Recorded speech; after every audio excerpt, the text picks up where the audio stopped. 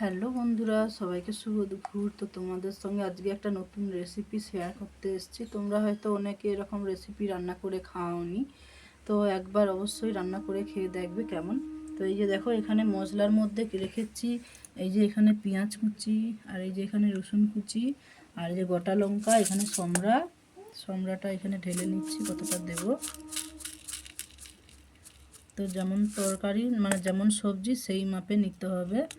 তো কিছুটা লঙ্কা কড়াইতে দিয়ে দিয়েছি, ঠিক আছে। তো গ্যাসটা জ্বালাচ্ছি, দাঁড়াও গ্যাসটা অন করি, তারপর তোমাদেরকে দেখাচ্ছি। তো অবশ্যই কমেন্ট করে মানে একবার টেস্ট করে অবশ্যই কমেন্ট করে দেখাবে, মানে কমেন্ট করে বলবে। তো কড়াইতে তেল দিয়ে দিচ্ছি।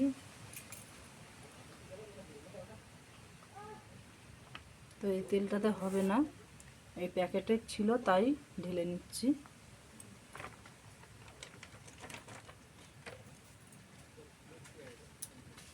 তো এই সবজির জন্য আমি এই যে সলনির তেল ব্যবহার করছি। তোমরা চাইলে অনেক রকমের তেল ব্যবহার করতে পারো। একটু লঙ্কা দেওয়া আছে, আর দুটো লঙ্কা দিয়ে দিচ্ছি।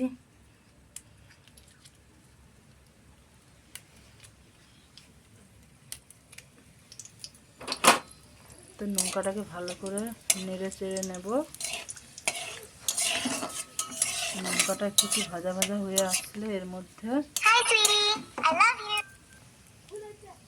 মধ্যে সমরা দেব। তো এই যে সমরা, এইটা দিয়ে দিচ্ছি। তো এইটা ভাজা ভাজা হয়ে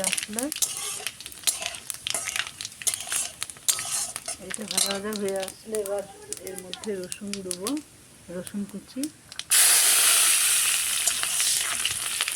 তো রসুন কুচি দিয়ে একটু নাড়তে হবে, ভালো করে নেড়ে চেড়ে নিতে হবে। গ্যাসের একটু এটা কমিয়ে দিচ্ছি কারণ তেল ঘি রয়ে গেছে।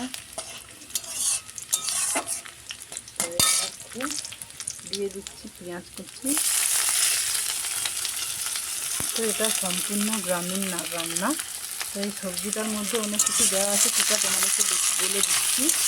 তো এটা কি নেবে নিই, তারপরে তোমাদেরকে বলে দিচ্ছি কী কী দিয়ে সবজিটা বানাচ্ছি।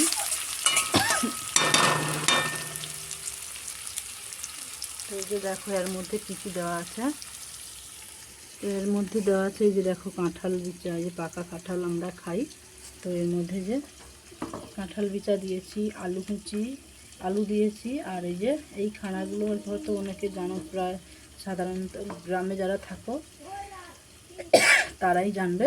এগুলো কুঁদরি গাছের মতন দেখতে, এর নাম তেলাকুচি খাড়া। তো এই যে সরু সরু ডাঁটা হয় এরকম সরু সরু। তো এই যে তেলাকুচি খাড়া, এইগুলো দিয়ে আলু দিয়েছি, আলু, কাঁঠাল পাকা কাঁঠালের বিচা। তারপরে এই যে এখানে সোয়াবিন হালকা করে ভিজিয়ে কম করে ভেজেছি, এই ডাল করেছি, মানে সোয়াবিনটাকে আগে ভেজে রেখেছি। দিয়ে এটাকে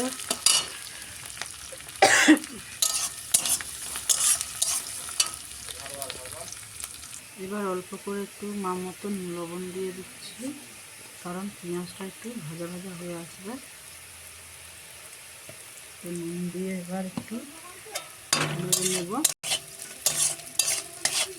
তারপরে এর মধ্যে দেবো একটু অল্প করে লঙ্কা গুঁড়ি আর হলুদের গুঁড়ি মতন, যতটা লাগবে তরকারিতে, মানে যেমন যতটা সবজি ততটাই দেবে তোমরা। আর ঝাল যেরকমভাবে ঝাল খাও সেরকমভাবেই দেবে। তো পেঁয়াজটা ভাজা প্রায় হয়ে আসছে।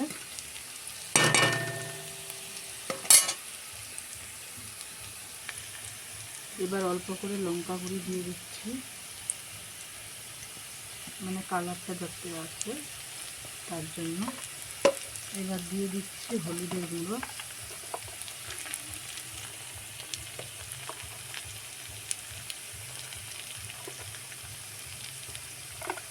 দিয়ে এটাকে একটু নেড়ে নেবে। নাড়তে নাড়তে এর মধ্যে দিয়ে দেব আগে ভাজা করে রাখা সোয়াবিন। তারপরে এটাকে নেড়ে নেব।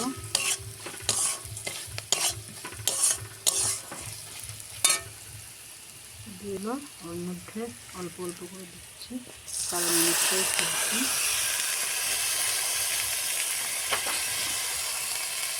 এর মধ্যে ধরবে কিনা জানি না, তো দেখা যায় অল্প অল্প করে দিচ্ছি, কারণ এর সঙ্গে তো সব দিলে ধরবে না।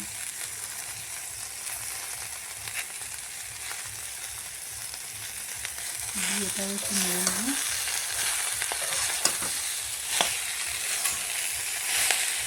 এই রান্নাটা কালকে করেছিলাম, আজকে সবাই বললো, কালকে তরকারি করেছিলাম, সবাই খেয়ে, আমার ছেলে মেয়ে খেয়ে বললো, সবাই বললো খুব ভালো হয়েছে, তাই আজকে আবার একবার করলাম, ভাবলাম তোমাদের সঙ্গে শেয়ার করি রান্নাটা।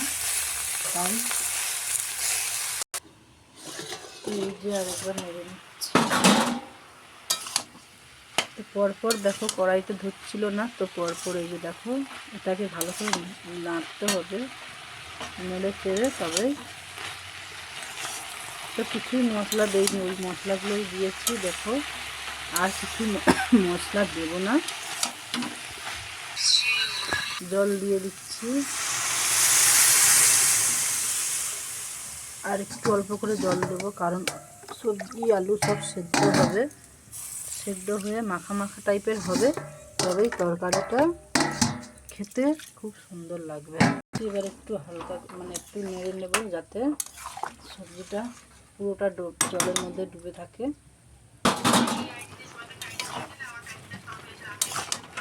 তো এই যে দেখো এখনও অনেকটাই বাকি আছে তরকারি এখন ফুটতে, মানে এখনও কিছুই হয়নি।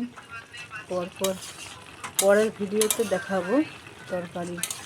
এই ভিডিওটা এই পর্যন্ত, তো জানিও রেসিপিটা। তো এই পর্যন্ত করে ছাড়লাম, পরের ভিডিওতে দেখাবো কেমন তরকারিটা কেমন হয়েছে।